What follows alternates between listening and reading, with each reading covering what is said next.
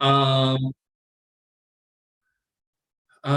Although I guess that's a sneaky way to, well, never mind. Let's see, let me read the little statement here. The Commission on Equitable Housing and Development meeting has now commenced. It is September 22nd at 1:04 p.m.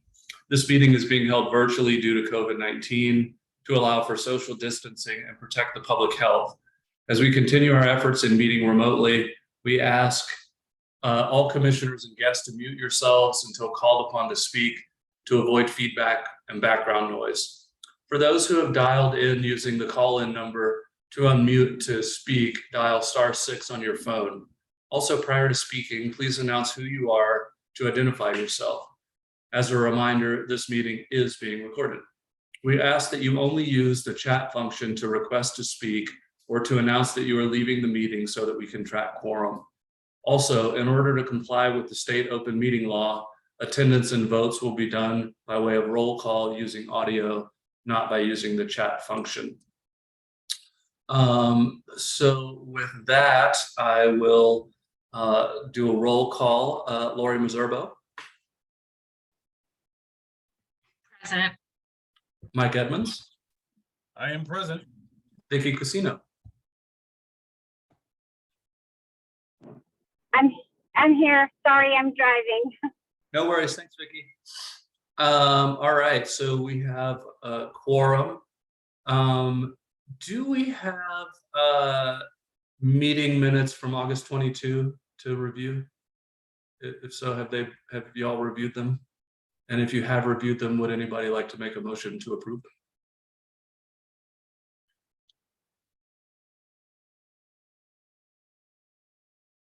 I guess this is where I asked Neto if were the last meeting minutes distributed, Neto, or are they just posted on the website? They are. I can respond. They are on the website. The draft minutes. I sent an email, and I thought I sent an email yesterday, which I think it only went out today at like 10 with to make sure you guys had the link to it. So you are also welcome to just defer to next month if you would rather.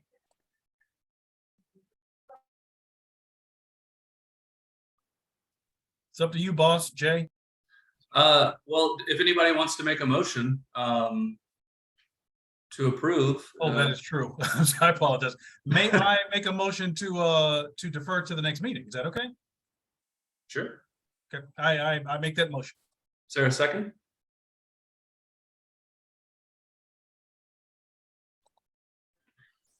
I'll second. This is Vicky. I'll second. Well, let's say that Vicky seconded that. All in favor? Say aye. Yep. Aye. Aye. Okay, the ayes have it. So we will defer that to next meeting. Let's see here. Okay, agenda item number 3, the chair's report. That would be me. So just want to give you all a brief update about the equity study that the ASU students are doing. There's not a whole lot to report, I don't think, since last meeting, but there is a class at ASU. The professor is Deirdre Pfeiffer, who is also a member of the Southwest Fair Housing Council board. And her part of the class is doing kind of a preliminary groundwork for a potential equity study, if that's what the commission decides to recommend. There's been one meeting with the class. I know Jim was there, Allison was there, I was there, trying to think, Anne Chaneka was there. So anyway, we basically just met with the class, kind of laid some groundwork, discussed a little bit the idea that we have discussed at the subcommittee, as well as with the full commission, about what we are thinking in terms of an equity study and what the students can do to help lay the groundwork for that. So really just kind of a get to know you, like I said, lay the groundwork, meeting. Some resources have been shared with the class to help get them on their way. And this coming Monday, I believe the email went out to the full commission. This coming Monday is the next meeting with the students. And the commission is invited, but obviously, as we have been talking about quite a bit, there are some issues with quorum. So Neto, do you remember like what we're doing? Are folks just reaching out to you to let you know if they want to come, and you're kind of tracking whether or not we hit quorum or not? Correct, Jay. And so far I have 2 plus you, that's 3. Great. Liz Wilson, Vicky, and you, of course. Great. So there's still plenty of room for folks to come and attend that meeting. It's only going to be about 30 minutes. Again, it's just a meeting with the students to check in on progress, see if they need anything, see what questions they might have, that kind of thing. So I would encourage you to attend if it's something that you're interested in. But of course, I will also be reporting out as much as I can, both to the subcommittee and to the full commission as the students make progress on that. So that's basically my report at this point. Again, there's not a whole lot of progress has been made, and we'll see kind of where the students are on Monday. Any questions, conversation about that?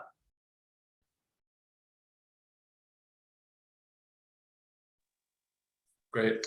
And Jim? yeah, go ahead. Yeah, real quick, I was kind of looking over the syllabus for it. I found that yesterday afternoon. Any thoughts on the reading material and lectures for it? There's some stuff on there I'm not familiar with. There's later in the course, it looks like it gets into a lot of Ed Get stuff, which I'm more familiar with. But any thoughts?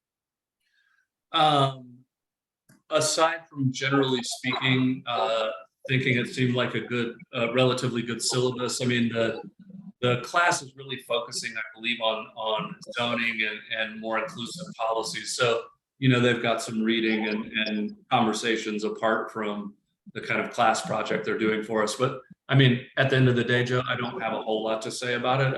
I don't know, anything on your end that jumps out to you, or anything to pass along? No, like I said, it's there's early on. It looks like a lot of who are the people? Pendall, which I'm assuming is the guy from University of Illinois, and Reese.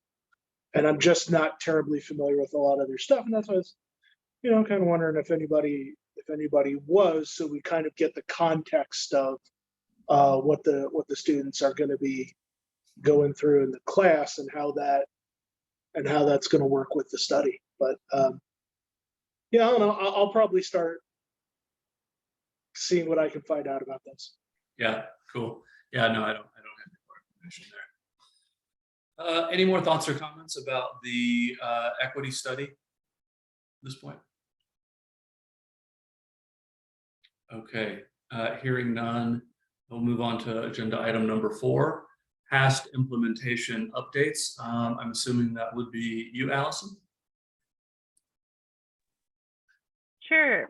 Sorry, I'm like scarfing down lunch. So I don't think I have actually anything additional other than the updates from last month, which are that the sort of income protection ordinance is on the Mayor and Council agenda for it's Tuesday, right?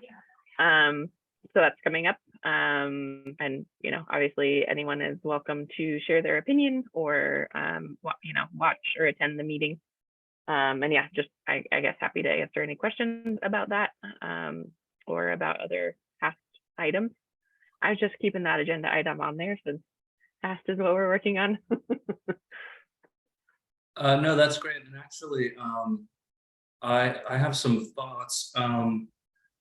It kind of ties into the equity study, and the idea that we keep talking about. I think of an equity study, creating an equity framework that's a little bit more explicit. That is kind of the starting point for all community development planning, housing related projects. I'm just wondering, Allison, I went back and I looked through HCD's annual report from last year. And part of what I was trying to do was wrap my head around like, what about what City of Tucson is doing related to equity, like what's already happening? Because I know that there's a lot happening and I feel like we're really missing a connection of like articulating, or maybe it's really kind of about the narrative or storytelling of, what the city is doing related to equity to improve equity. Because, it's obvious that there are things that are being done. And I guess my real question is just like, what role can the HAST plan play in kind of that framework going forward? I mean, I guess I'm also just like, does this equity framework actually exist? And it's just maybe not articulated in a way that, the commission is wrapping its head around, or that the city is articulating it as such. I'm just wondering, like, what's already in place that, maybe would be kind of recreating the wheel. So I don't know, it's maybe a convoluted question, but just kind of what I've been thinking about, wondering if you have any thoughts about that. So, yeah, no, I think all of those are really interesting thoughts, and would love to think through how to do exactly what you're talking about, better tell that story and narrative, and make sure that, yeah, from a public looking in, how are they understanding what we mean by equity, and how we're applying those principles to the work that HCD does. I think you're probably spot on in not seeing it in the annual report, or maybe other documents, at least as comprehensively, I think, as you're thinking about. When I think of, and I have Neto jump in if he has any thoughts. When I think of the like quote unquote equity framework, I tend to think of that as mayor and council's framework for allocating ARPA and SLRFE dollars, the state and local fiscal recovery fund dollars, and not necessarily yet as like a citywide equity framework or a HCD equity framework. Not that not that we don't want one, or but just that, that was the initial application of something like that. And I don't think we've had conversations necessarily about how that needs to translate into individual department policies. And it is kind of exactly the work, I think, of the equity office, or eventually will be, once they kind of get up and running. I'm just letting Vicky in. There's another Vicky in the waiting room. So Neto, I don't know if you have other thoughts. No, you're right, Allison. We haven't formalized that within HCD. And yes, the equity office, as everyone knows, is brand new. And Vice Mayor Lane Santa Cruz has been very vocal on, as Alice mentioned, allocation of funds, that we use the equity lens in doing the citywide work. But yeah, Jay, we don't have that yet here. I'm sure we will get there, and with the commission's support and nudging, it should be moving toward that. Yeah, as well I as think the equity office, of course. Yeah, I definitely, it is in the name of this commission. So definitely would appreciate any thoughts or direction, or like Neto said, nudges on what we should be working on now versus thinking long-term, big picture of creating a more kind of robust framework. Yeah, no, that makes sense. I think I'm kind of, again, after kind of looking back at the HAST plan and P-CHIP and like, even Thrive in the 05, I actually did some, had a little time to look back over those documents. And I'm like, there are a lot of equity pieces there, but it's just not plugged into a larger framework. And it doesn't seem like that's necessarily the first step that is gone through when these things are done is like really, you know, okay, we're going to do this. First thing is let's apply the equity framework that, you know, isn't there yet. And, you know, I think, Joe, to your point about the Affordable Housing Subcommittee yesterday, one of the things that I think that consultant brings to the table, you know, after looking at like the work that they've done in Portland around transit corridors and some other projects, they definitely have that, are able to apply that lens, I think, at kind of a level up than we do in Tucson. So I think that was something that at least was encouraging to me. And I think, you know, to bring over to this subcommittee, you know, I did really think like we shouldn't be, we should be doing those two things in concert, right? The equity study and this, like, you know, whatever that means, whether it's developing an equity framework or an equity study, right, that we've been talking about. I think that should be part of what potentially the Affordable Housing Subcommittee does and explores if they have this consultant. I'm like, they shouldn't be separate. It should be combined together in some way. So, yeah, those are my thoughts. But I mean, I definitely would encourage y'all. I mean, it was enlightening for me just this morning. I probably only spent like an hour, maybe an hour and a half looking over some of the documents that HCD, some of the main HCD documents, to really think about, you know, how equity is showing up and, you know, how housing segregation is or isn't showing up. You know, I know it's talked about in the HASS plan, but you know, anyway, so I would encourage y'all to look at those and kind of think about how equity is or isn't showing up and how that relates to housing segregation. I would just also say, Allison, I'm glad you brought up mayor and council. I would just say my impression is that there needs to be more leadership from mayor and council about that kind of vision for the city, because I don't think that there is one. I understand that partly that's what we're supposed to be providing, but I don't know. I feel like there's some work to be done there from our electeds as well to understand that and to, you know, really think about what that would look like in their particular ward. So anyway, that's kind of my thoughts. I'm glad that we have the HAST plan on here, and you know, I'd love to know, you know, as we move forward as a subcommittee, having this as an agenda item, like maybe it's a place where HCD can think about,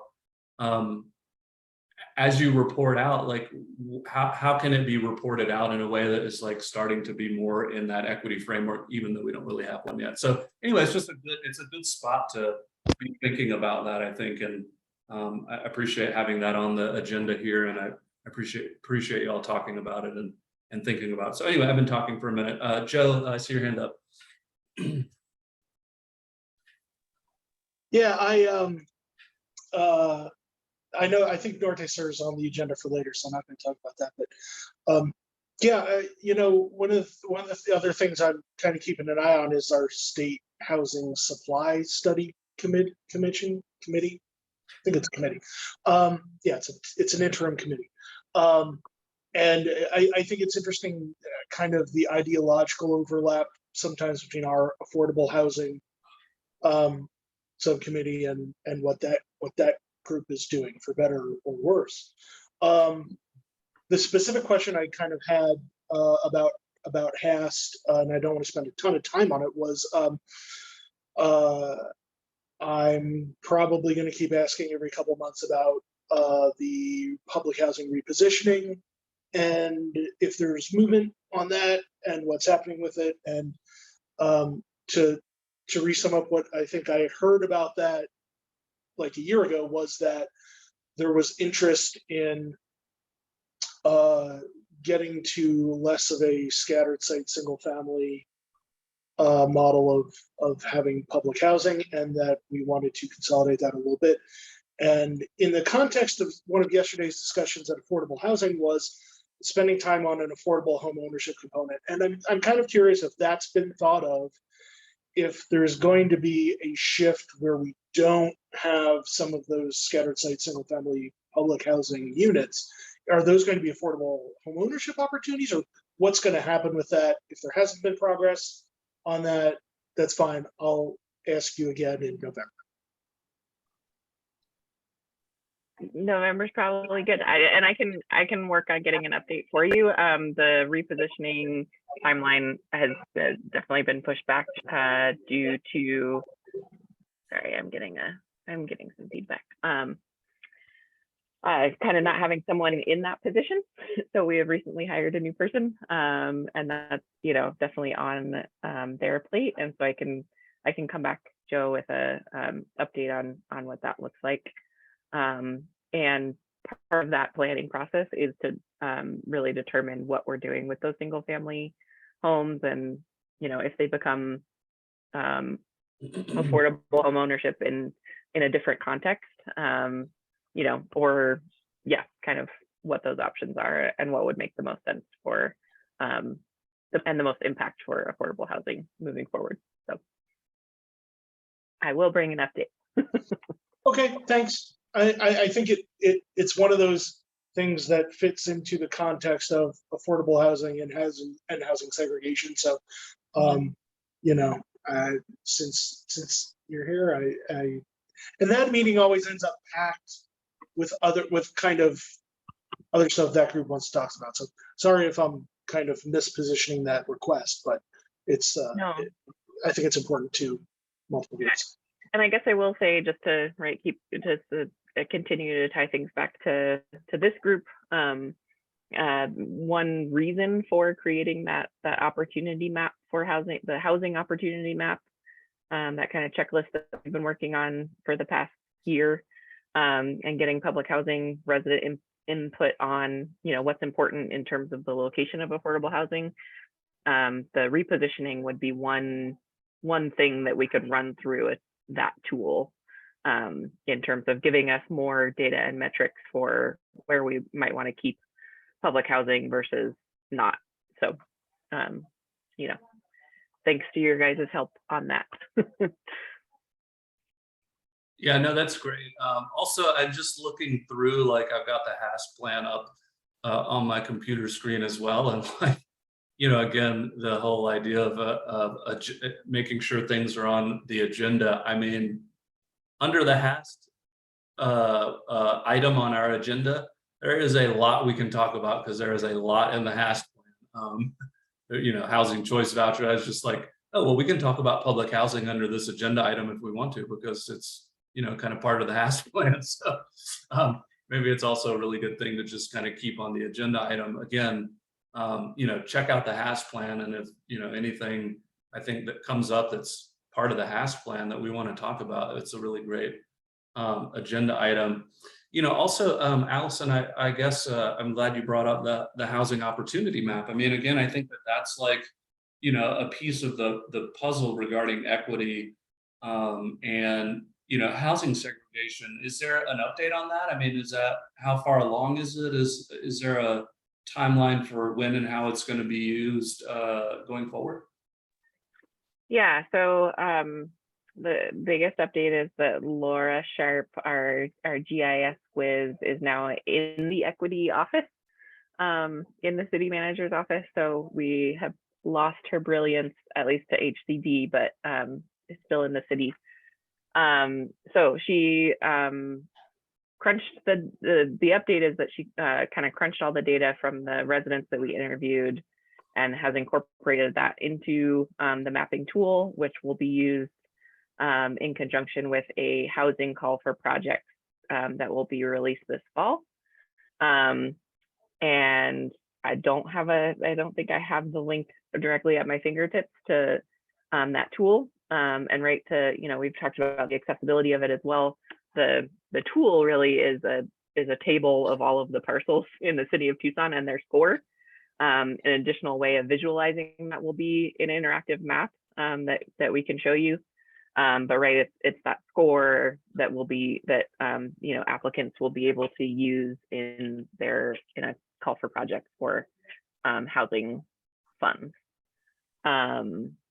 so that's any questions? Anything I didn't include in that? No, but I mean, I just feel like that tool is going to be so critical to the work that we're talking about, because, you know, again, in the meeting, the subcommittee meeting yesterday, again, the consultant and the work that consultant has done, you know, kind of led me down looking at some of their work, you know, and then I looked at more stuff in Portland. I looked more at King County, in particular, where Seattle is, and their really groundbreaking work around, you know, equity and, you know, looking at housing segregation. I mean, you know, that kind of tool is really, I think, one of the main things that can be used to really rank the different things that we're looking at, and then to be able to measure going forward. So I had kind of forgotten about that, but it's definitely a good thing to keep on the map. And, you know, I don't remember, has that been brought to the full commission? Have we done that to the full commission? I don't think so. Actually, Laura ended up last month presenting to the Housing First Committee. So I can share the recording from that. I haven't actually even watched it. She kind of demonstrated the tool. So I can share that recording and where you can find it with this group. And then I'm also making a note to myself that to see if we can snag Laura to actually, you know, I can present it, but like she did all of the things. So yeah, to see when we can get her on to kind of provide overview of that tool. And the one other thing I was going to say, is right. She also, you know, she incorporated into the methodology looking at other opportunity map projects. And, you know, we really kind of realized the really unique thing about this project that is, again, thanks to your input, that we haven't seen in other opportunity maps, is that ranking, is that actually asking residents who are in affordable housing to rank what's most important. And that, I mean, those are surprising, sometimes surprising to me as like as a who I am, right? And with the plannerese background versus what's actually important to people in their day-to-day lives. So she and I were like scheming on, you know, how can we make this bigger? How can we, you know, interview more residents? You know, how can we publish papers on it and talk about how awesome Tucson is? So I'll stop there. Yeah, no, that's great. You know, a little bit of a non sequitur, but I know it's been brought up in, again, part of the HASC plan. You know, affordable home ownership is not something that we've talked about in this subcommittee a whole lot, but, you know, if you're talking about, you know, housing segregation, closing the racial wealth gap, all of that, I mean, you know, affordable home ownership and home ownership for communities that have historically not had the same access to financing really is a great tool, and something that really needs to be explored to deal with that. I think that's really very much a part of housing segregation and the legacy of racism and segregation is, you know, who's been able to buy homes and how that has gone down over the years. It hadn't really occurred to me until kind of right now, but I mean, we could theoretically ask them to Betty and Maggie to come over here and have them on our agenda. I don't know that that's the best idea, but, you know, it certainly could have a home here as well. You know, particularly with all of the, you know, kind of new homes that are being built just for rental, and kind of the difficulty with home ownership at this point. So that could be another path we could go down. I don't know what y'all think about that, but any more thoughts about HAST and some of the kind of random stuff that's been floating around that we can, I think, talk about as it relates to the HAST plan? I'm happy to keep this line of conversation going, but I can also move on to the next agenda item. Yeah, I would just want to, you know, spend some more time reviewing again the HAS plan, to see if there's anything that I missed or jumps out at me. Maybe we'll talk about it later. Yeah. Sure.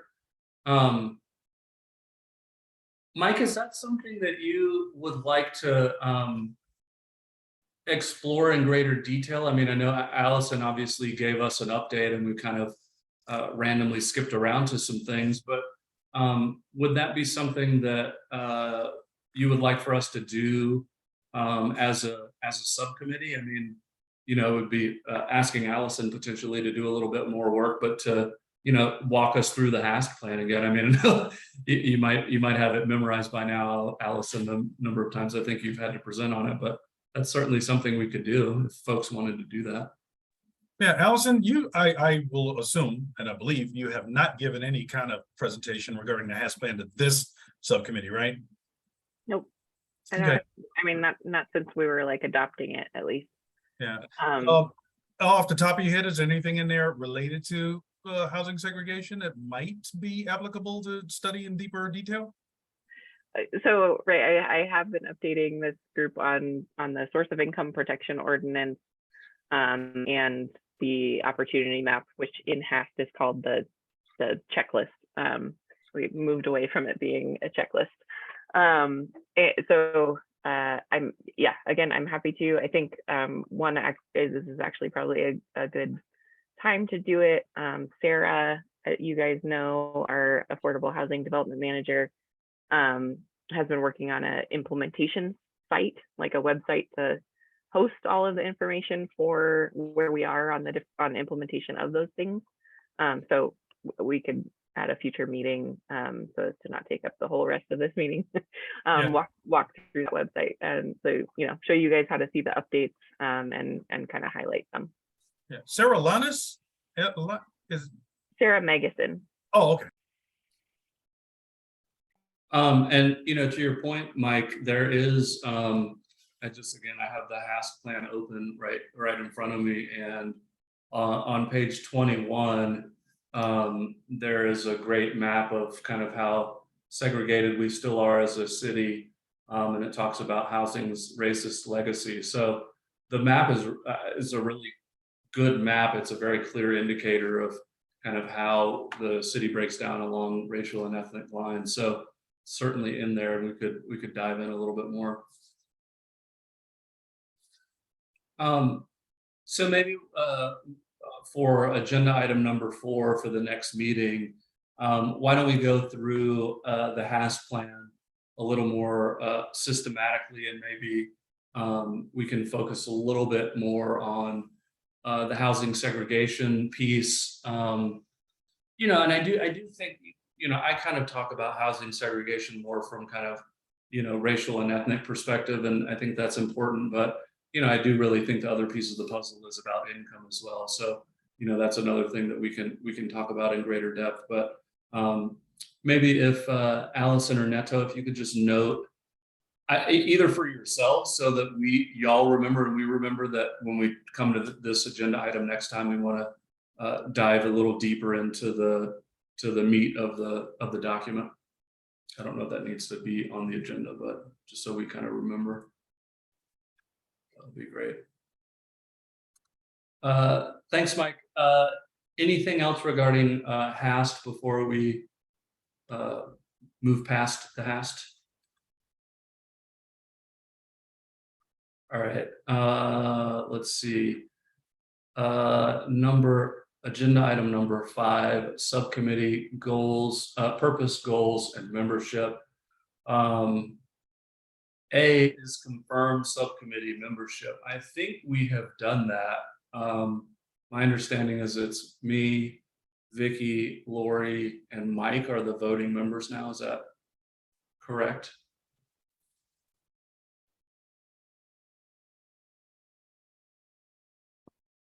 I believe so, but I'm not 100% sure. I believe so. Okay.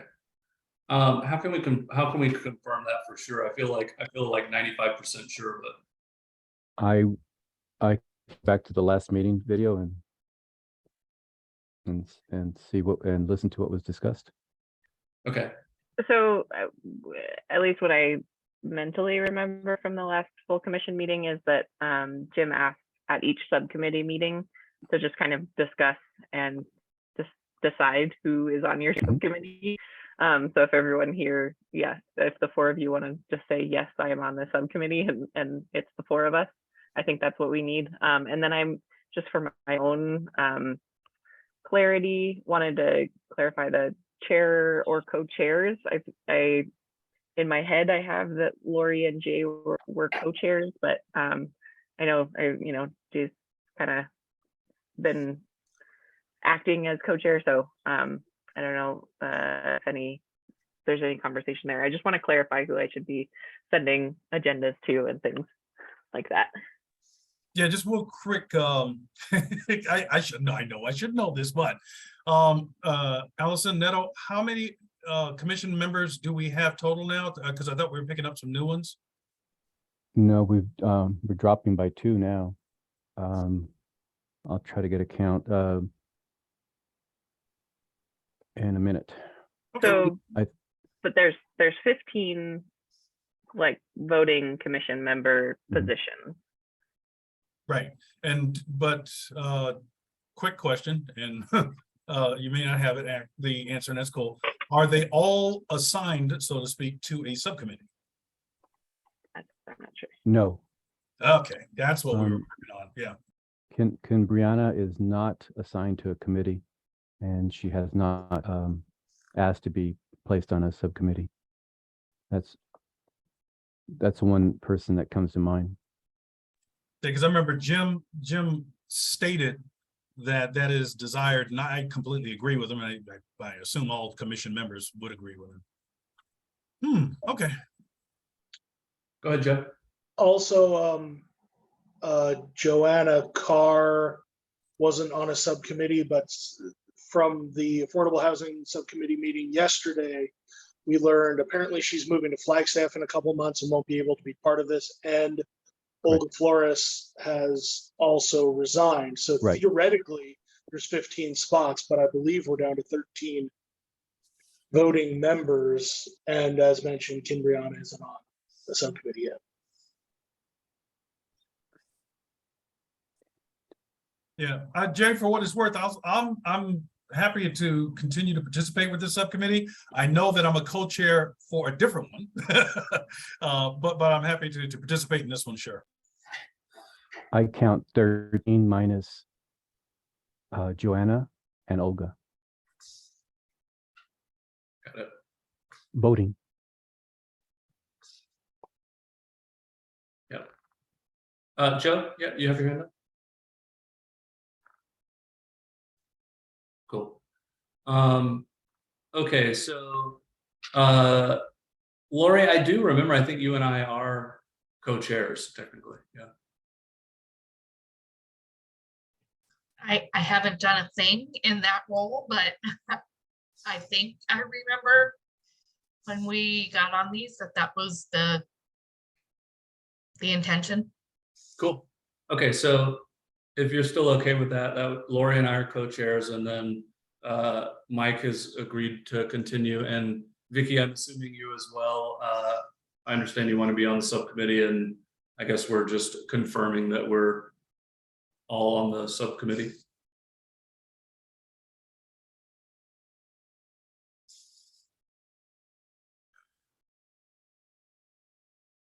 Vicky? I'm sorry. No problem. I just wanted to, I guess we're confirming that Yeah. we're all on the subcommittee, and you want to continue to be on the subcommittee as a full voting member in the whole 9 yards. Sorry, I didn't realize you were waiting for a verbal response. Yes. Oh yeah, no problem. Yeah, so I just was kind of, okay, so all of the commission members that are here today are gonna be full voting subcommittee members. So I think we have taken care of that piece. All right, 5B, ideas for action, review of equity topics, which may include Norte Sewer, gentrification and displacement, equity impacts or infrastructure projects, Santa Rita Park updates and impact on homeless residents, equitable economic mobility initiative, and best practices for universal design and access to information. So if y'all will recall, last month, these were things that we kind of started talking about, but due to the fact that they were not on the agenda, we decided to agendize for this month. So Mike, I know that you had started to talk about the Norte Sewer, but really, again, due to the lack of it being on the agenda, we kind of cut that short. So I don't know, we didn't really talk beforehand, but are you willing and able to talk some about that today and your experience and kind of maybe how it relates to our subcommittee's work? Yeah, and we can go into more detail in later meetings if you want, but let me try to give you the headlines. For those who don't know, and if you do a search, there's a website for it, Tucson Norte Sewer. I think it's TUCSON hyphen. No, you know what? Let me put it in the chat. Let me put it in the chat. I apologize. So the short version is they're considering, and when I say they, I mean the city and Department of Transportation and others are considering putting in a high capacity transit line, and that could be bus, express bus, and or rail, basically from Tucson Mall to the airport. The basic route being considered is from Tucson Mall, they say down Oracle till you hit about Midtown to get to the Ronstadt Transit Center. From the Ronstadt Transit Center through Park Avenue and then towards to the airport. It's still in the opinion, comment, suggestion, study phase. There's been community outreach at the transit centers as well as other locations. For example, there was one here at Tucson House down in the basement. And thank you for putting the Earl in there. I appreciate it. Thank you, Joe. And Joe put it in chat.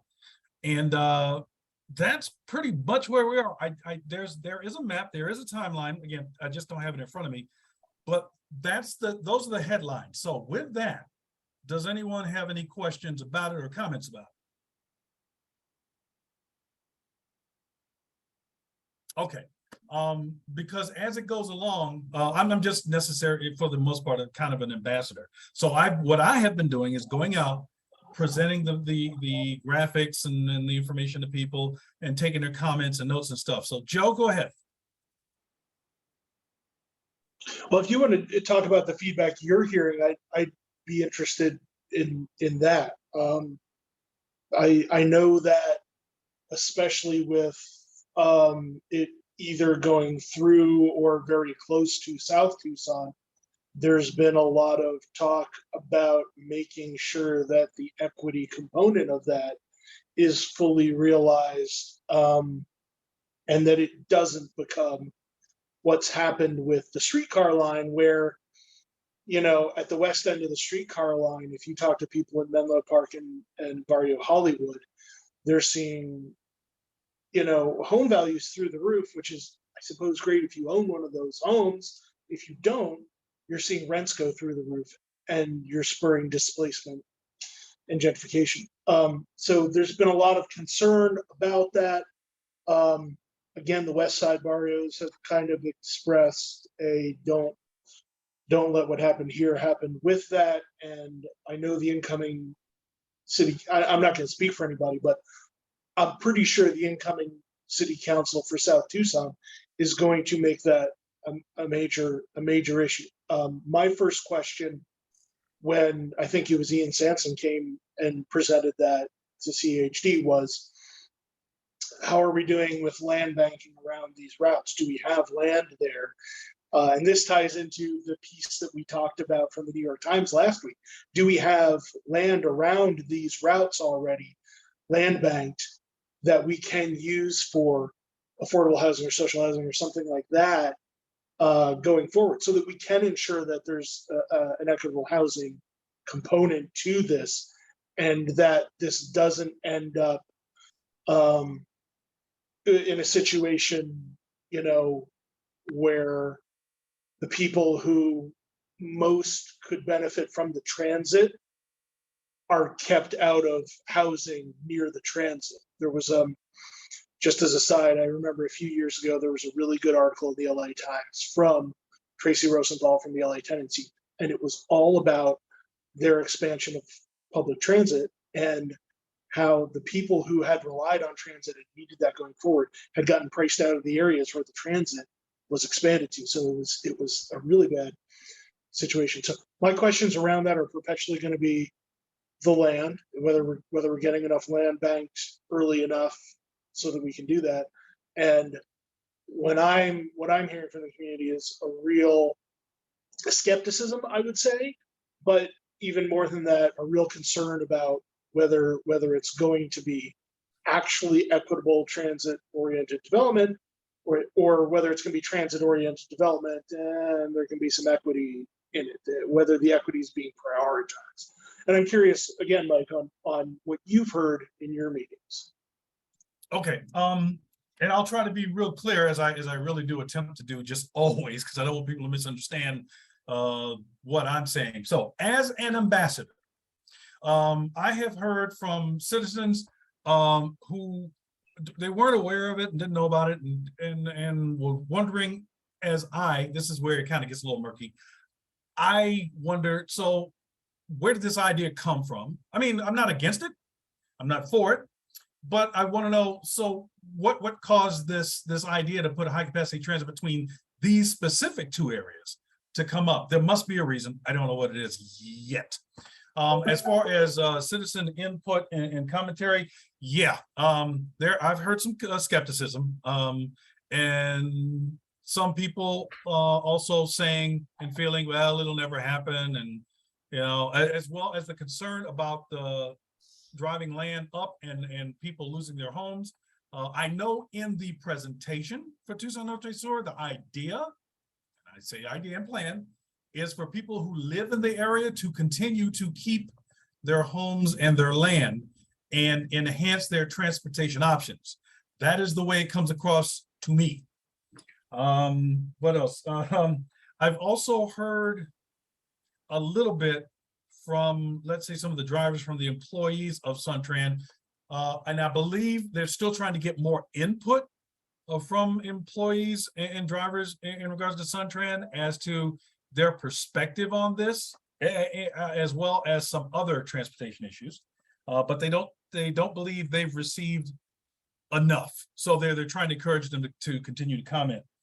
The one thing that I did notice in some of these presentations, meetings, and stuff, and it really came out big time in one place, down at the main library downtown. They had a big meeting and an option there for people to come and discuss and learn about Tucson Norte Sur. And people did not really focus on that. They were focused on now. Here are the problems now. Here's what I hate now. Where are we going now? So that kind of bottomed out completely, that particular meeting. I thought the community outreach was over. However, I did participate I think it was last weekend, I got a last minute call to show up at and help me, correct me if I'm gonna mistakenly pronounce this park, Mayfield Manor. It's down south, just off of 12th Avenue, I think it was. Went out there, was sharing more information about Tucson Norte Sur. We've been out to a junior high school and some high schools. I think we're gonna do some more outreach to like Sunnyside High. But I was at this particular event, I was surprised by the teenagers, late teens, who came over to get more information about it. Maybe it's because they were there more, but they were kind of interested. Yes, I do ride the bus. I don't think they formed an opinion, the late teens, but they were interested. And that was new to me.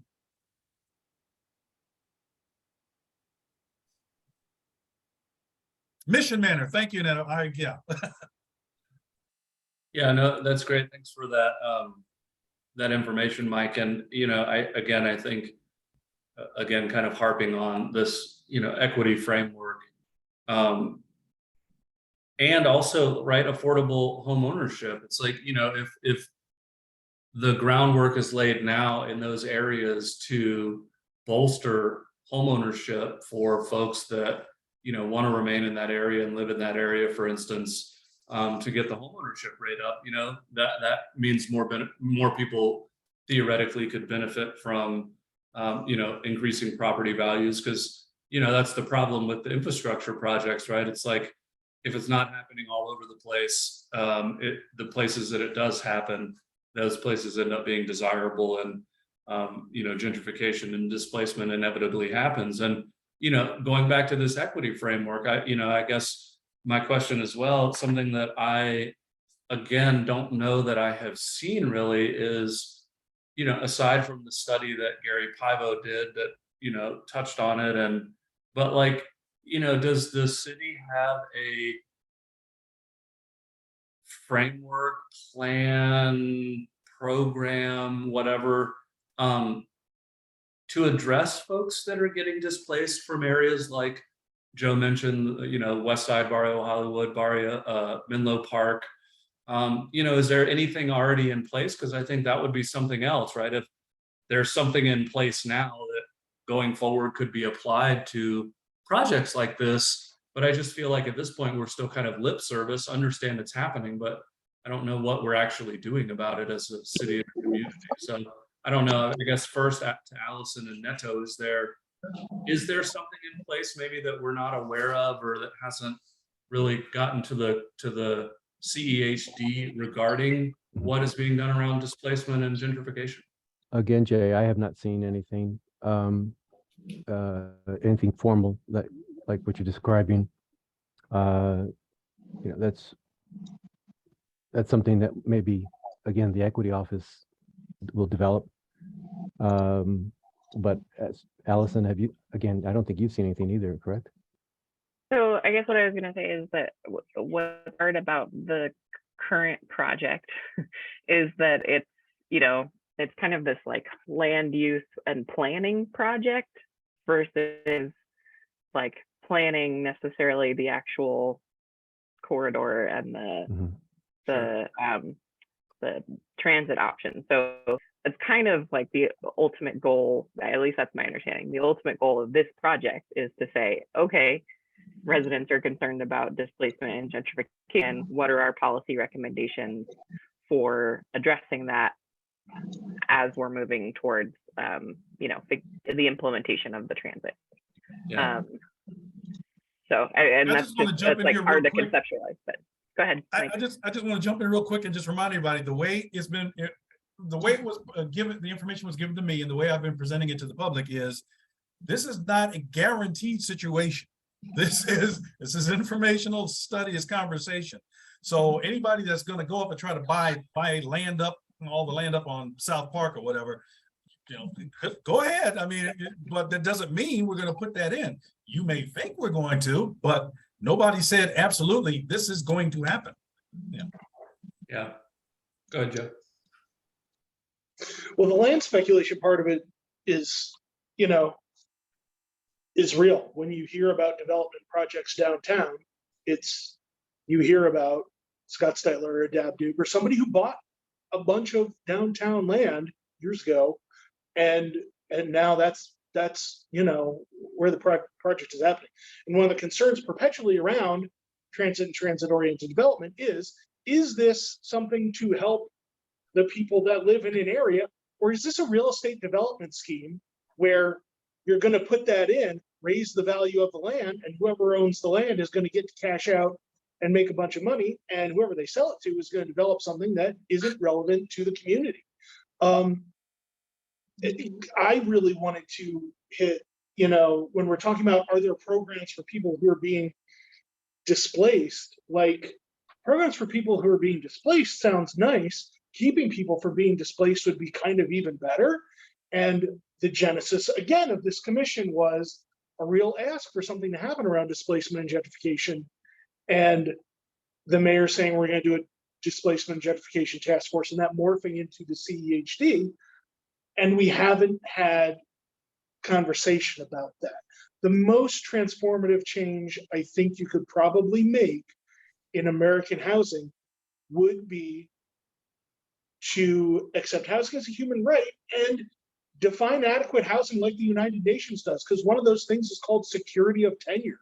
Right. It's an anti-displacement measure, and it means that you can't go saying, all right, rent went up $500 a month this year, you're out.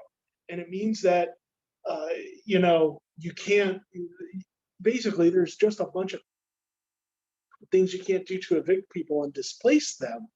And in America, what we see are things like rent control, good cause eviction, right to counsel laws, those kind of things enhancing security of tenure in some places, and not in Arizona, just totally getting blocked and not happening here. So, source of income protection is a good kind of protection, but we haven't advanced that stuff here. And the CEHD nowhere in any subcommittee has had a substantive discussion about any of those things. So that's something that probably most ticks me off about showing up at these meetings for a year and not hearing about it. And I want to jump in real quick, Joe, because I didn't want you to think I blew over something that you mentioned. Yeah, I do hear and see the concerns about the whole South Tucson resident situation. And I can see the danger just myself. Yeah, I can. So I'm with you on that. But again, I want to, we're supposed to be in discussion. So I would love and do well and hope that the South Tucson residents rise up and say, you know, here's what I think and here's what I feel, and don't forget about us. I'm looking forward to it. Because in regards to my little area, if you will, let's say the northern section of this potential plan, I personally can see the benefit for the residents in my area. I really can, but I do want it to spread out to everyone along this entire potential route, you know, from the airport to Tucson Mall. I want to see everybody benefit. I get you. Well, Yeah, question, I'm sorry, Jay. The question to a lot of us is, are the people that are there going to be the ones who benefit, or is it going to be like downtown and like the Pivo study looked like, where 75% of these census tracts have gentrification and displacement, and we look at decreasing percentages of minority residents in the barrios around there, and more white people moving in, and a real demographic change in there, which relates to, you know, in different ways, housing segregation. But yeah, I think we can always see the prospective benefits whenever you talk about development, whether it's been downtown over the last 20 years, whether it's been around the streetcar, whether we're talking about Norte Cerna, you can always see the prospective benefit.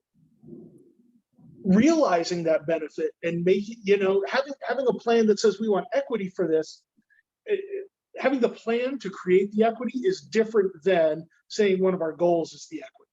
And if you just say that, yeah, our goal is equitable transit-oriented development, and you don't realize that through the actual planning of it, then that's not a good situation. And the other thing I'd say about South Tucson is, you know, they just elected a new city council, and it's people who ran on housing issues, and Norte Sur is one of the big concerns for them. If you want to hear about that directly, Roxy or Cesar or Brian, I'm sure can speak to those effectively.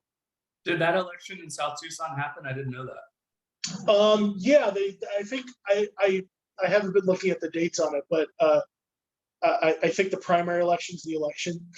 Yeah. I see Ernesto shaking his head.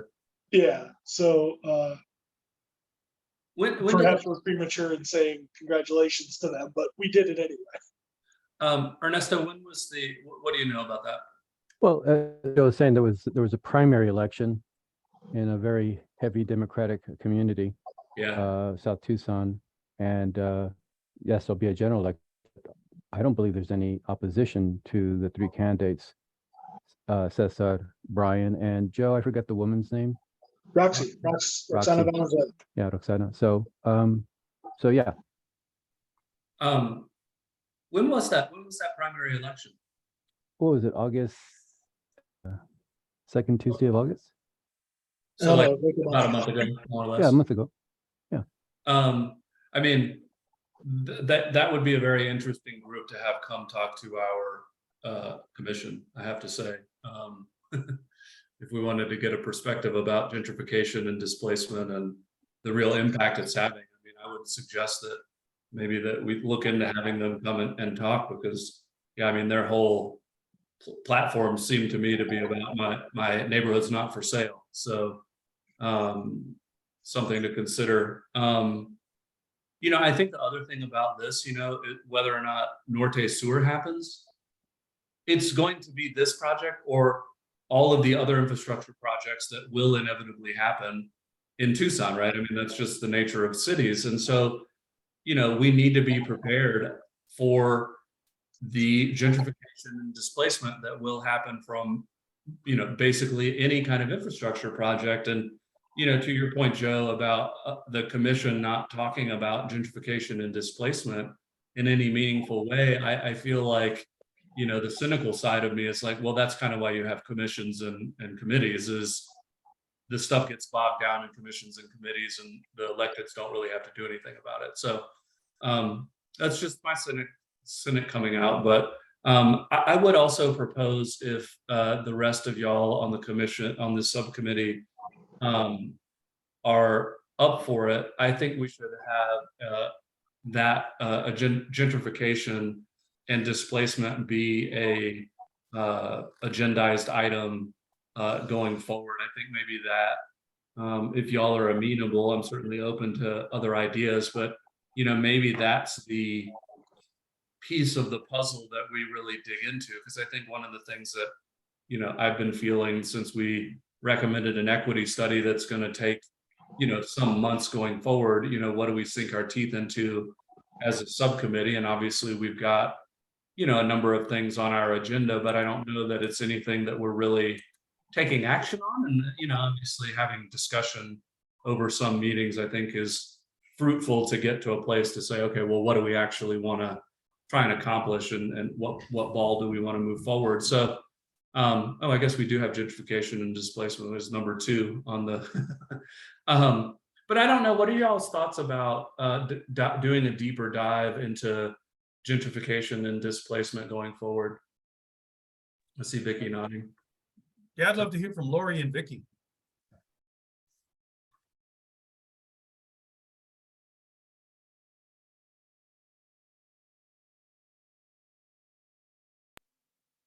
Well, so this is Vicky. I just gave a thumbs up. I think that's a great idea.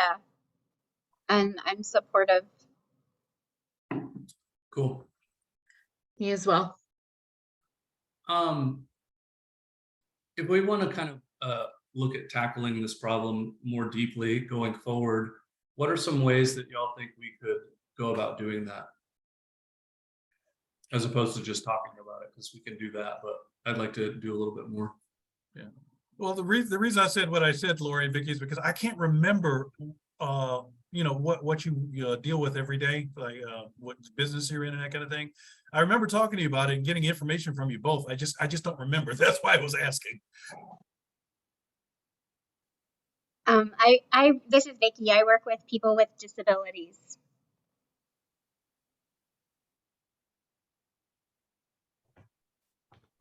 And this is Lori. I recently just left a job of 20 years at our family services in housing for families and youth. And I start a new job on Monday at Youth on Their Own, working with homeless youth. So while not directly related, have worked in areas of housing insecurity for folks for many, many years. Congratulations, Lori. Thank you. Go ahead, Joe. Also, yeah, congratulations, Larry. I know you're going to be asset to Youth on Their Own. I have worked with that group a little bit as actually a technology provider previously. And everybody there was super, super nice. What I think the area where a lot of this conversation does bog down and where we struggle is there are some topics like, okay, affordable housing yesterday, we brought in a dude who's a planner for Portland, right? And he can talk to you about urban planning and zoning and land use. And we brought in that guy is a legit expert whether you agree with whatever he does or not. He's a legit expert on those topics. And I don't think I've seen a conversation where we say, this is a person who's an expert on displacement and gentrification and how to mitigate those. Because the goal of the CHD is going to be make the recommendations. So what are the recommendations going to be for best practices fighting displacement and gentrification, whether they're, whether we need movement at the state level, or what do we need? Is it rent control and vacancy control? Is it a tenant right to purchase? Is it right to counsel? What are, and I think when you mentioned the pilot study, like that is the most specific one that we can point to that says these issues are happening. It's not just anecdotal. We do have some data, even if it's just for this really specific area in Tucson. The question becomes, how do we fight that? And you fight it with policy. What are the policies? What do we need to convey to mayor and council? What can they do? What do they need to lobby for at the state level? That's kind of, I feel like that's the meat of where that conversation goes.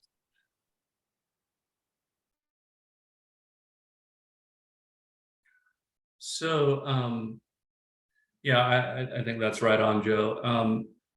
I guess what's kind of bouncing around in my head right now is, I would like to make a motion or do something to essentially request technical assistance from HCD or the city, generally speaking, for our subcommittee, to get maybe a primer on gentrification and displacement, kind of like what you're talking about, Joe, so that we can, as a subcommittee, really get our feet on the ground in terms of what gentrification and displacement actually means. And then again, kind of, next stage being, okay, now at least we have some better understanding as a subcommittee, what then do some of the solutions look like, and what could a place like Tucson theoretically do? So I don't know if maybe we could just ask Allison and Neto if some resources or technical assistance could be provided, or if we need to make a motion or what. So I don't know, before Allison and Neto, you guys weigh in, what do the rest of the subcommittee members think about that approach? Lori, I see you off mute. Yeah, I think it would also be helpful to hear if the city has any plans on, like, are they must be talking about it, right? And so what are their thoughts? Because we can talk about it all day, but obviously the city has to be the big player, right, in ensuring that something like downtown doesn't happen again. And so I think it would be helpful to know maybe for city staff to guide us in the right direction, so that we don't just, go 50 miles in the wrong direction if that's not what the city is interested in undertaking, or that kind of thing. I like that. I like that piece as well. And I would also like to have somebody that's maybe outside the city come in and provide some technical assistance, because I'm with you, Laura. I'd love to know, a little bit more in detail what the city is doing, or at least thinking about in this regard. And then, somebody that's not associated with the city necessarily to come and help us out. Allison, Neto, what do y'all think about the possibility there? I think having direction from y'all to start going, heading down one of those lanes would be super helpful. I appreciate the suggestion or request for some outside assistance. I think right in these previous conversations, I think that's been one of the difficult things for city staff, I'll say, is like, right, identifying a common understanding of what gentrification and displacement actually means. How do we measure it and understand whether it's happening? So, I think we could fairly confident saying, as city staff, I think we can start by reviewing kind of what what's been done in the last several years, and You know, a lot of that is we created a commission on equitable housing and development. But yeah, definitely we'll be interested in knowing if there are any specific, I guess, cities or examples that you would want to look at. We can start doing that research and maybe try to come back to you at a future meeting with like, here's who we might ask. Yeah, if there's planners or professors or, you know, kind of who those experts really are that we should be trying to tap into. So happy to do some research on our end, but also happy if you have also directions you'd like us to explore. Neto, I see you're off mute, and then Vicky, I see your hand as well. Yeah, well, I have nothing to add other than, as Allison said, direction from the committee, and maybe even the full commission, but certainly from the committee. Sure. Go ahead, Vicky. Yeah, I was just wondering about getting that external insight. Is that open to, my question is, can we reach out to like a national advocacy group that's working on this issue, like right to the city, or groups like that that are more kind of grassroots and may have people with lived experience to inform us? You know, besides getting information from the city, I just would really like to hear from maybe some groups like that. Yeah, that makes sense. I would like to try and make a motion to direct city staff to kind of do what we're talking about. So I'm going to try something out, and I'm totally open to some friendly amendments, and so that we can kind of make sure that we're capturing what we want to do as a group. So I would make a, yeah, go ahead, Vicky. Oh, I'm sorry. Do you need me for this? I have to go. No, I think we have we have three with me, Lori, and Mike, Okay. so I think we'll be okay. I'm supportive. I'm sorry I have to run. I have to get ready for my training with the health department. No worries. Thanks, Vicky. Thanks. Bye. Bye.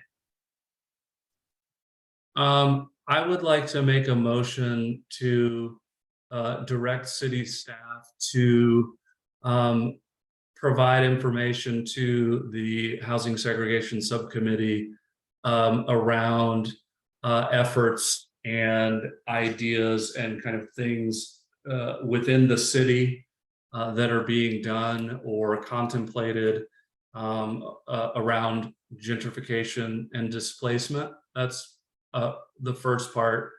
And the second part would be to direct city staff to research and come back with some potential outside groups or organizations that would be able to provide us a presentation or some sort of, you know, informational session at the very least to this subcommittee, and if not, also to the commission as a whole, if that makes sense. So those would be the two things that would be my motion, and I would ask that the first part regarding what the city is doing be presented at our next subcommittee meeting, along with some possible ideas for who we could bring in potentially at, you know, the next meeting or meeting down the line. So that's kind of what comes out for me based on what I'm hearing y'all talk about. Does that capture it? Y'all want to add anything to that? Am I missing something? Am I totally off base here? I second it all. And Lori, do you want to add something? Allison, I'm assuming you got that down. If you could read it back before I might not be able to read it back verbatim, but I was taking notes. I can look at the transcript if you want a verbatim, or I can also kind of express the gist of what I feel like I've heard. I'm fine with the gist. Okay. You want me to say that now, Lori? If you could, because Jay asked if there was anything to add, and I feel like I need to hear it again all together before I know. So I have a two-part. One is to direct city staff to come back and talk to the Housing Segregation Subcommittee around efforts and ideas within the city related to our current work around gentrification and displacement. And then two, to research outside organizations and resources that can provide information to the Housing Segregation Subcommittee, again, related to gentrification and displacement. The only thing I would add is a little more specificity with the outside group. I would really like not just information, but an outside group that could actually come and address us directly. Okay. Whether that be the subcommittee or the full commission. In a consultation sort of way? Potentially, I mean, that's kind of what happened at the Affordable Housing Subcommittee yesterday. A consultant came and kind of talked a little bit about what he could do. I think this would be a little different. It would be much more informational for us, but be that kind of scenario. Right, the way I'm interpreting it, Lori, and correct me if I'm wrong, is that we'll come back with some options. So there might be consultants that we would have to figure out payment for, or there might be, cities or nonprofits that like do this work and would be interested in just talking to us with a, kind of an information exchange. And so I was sort of planning on looking at both of those. I think that there could be some, I think there's some, kind of nonprofit type groups that are working on a national scale that could probably come, maybe not free of charge, but potentially free of charge as well. It doesn't necessarily need to be a consultant, but obviously we can, once we kind of figure out what's out there, we can, see what's possible.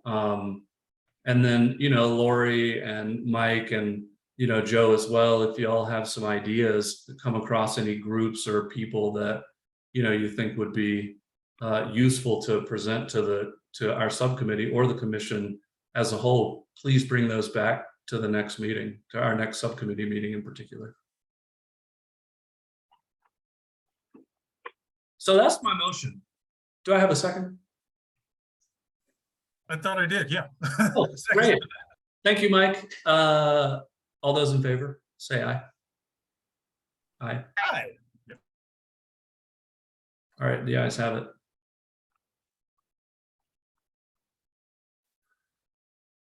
Okay, great, y'all. So just want to do a time check here, look at our agenda for the day.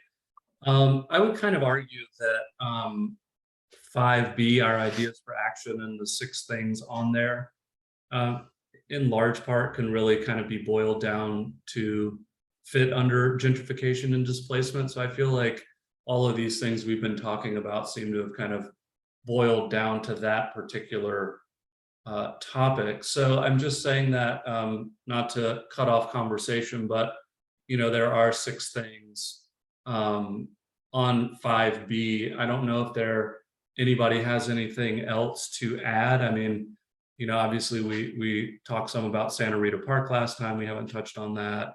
But again, I mean, Santa Rita Park and the homeless situation has a lot to do with equity and gentrification and all the things that go along with it. So anyway, any other things that folks would like to add under 5B before we move on? Happy to keep it going, but also happy to move it along if that's where we are.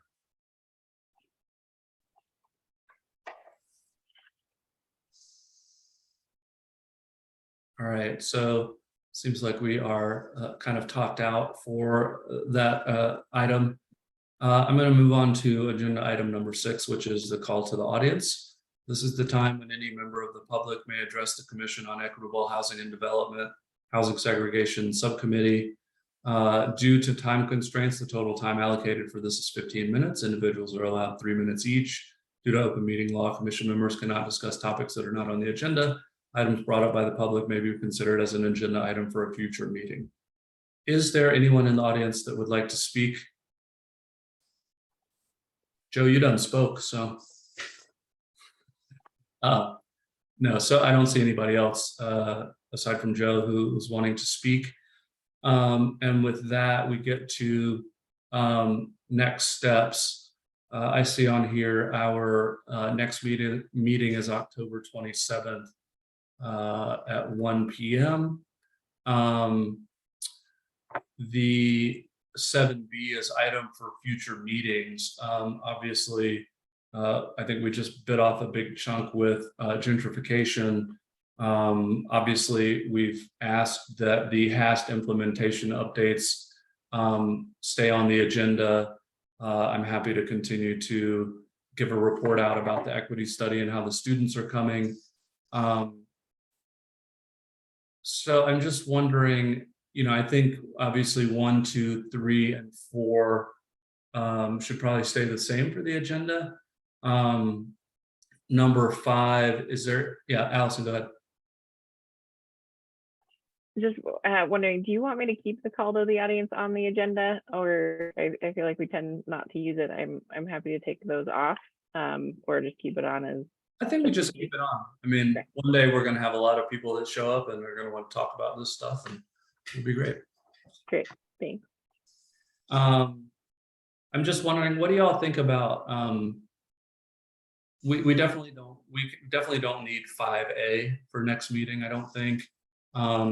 We do need an ideas for action, review equity topics. Gentrification and displacement obviously will stay on there. I don't know if we need any of the other things on the agenda. What do you guys think? And if we take some stuff off, is there anything that is not on the agenda now that needs to be on here?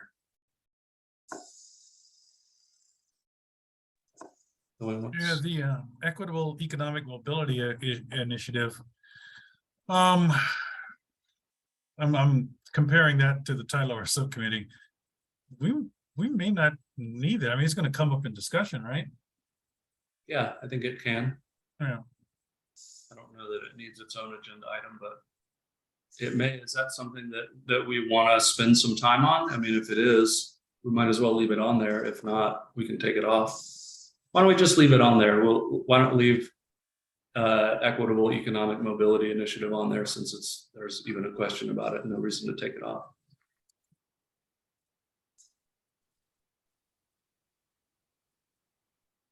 Anything else? So why don't we leave under 5B gentrification and displacement and Equitable Economic Mobility Initiative, and I think we can get rid of the other 4 unless anybody's got an objection.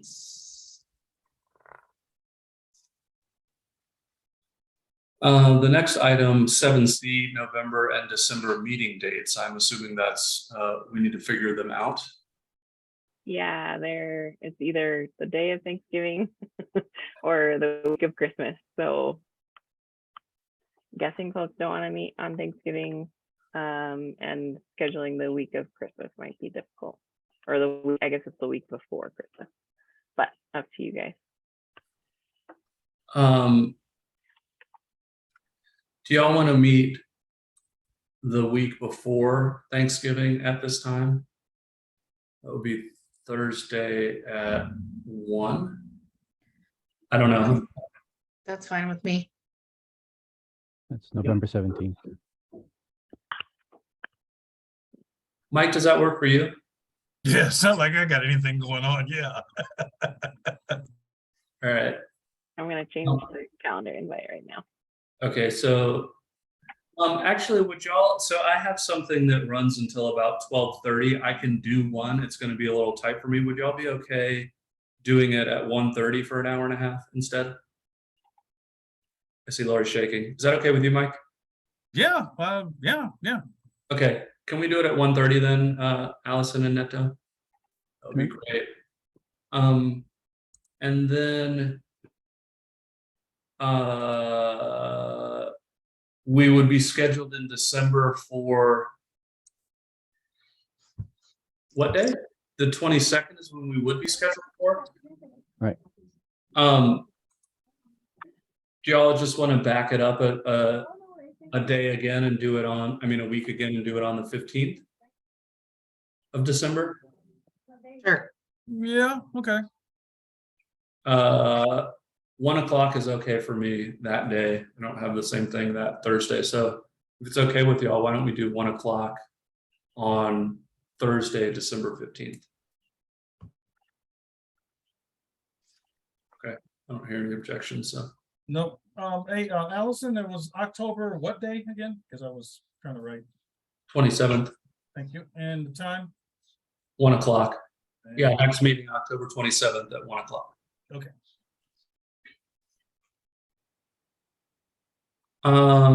It is 2:29 and we have gotten to the end of our agenda.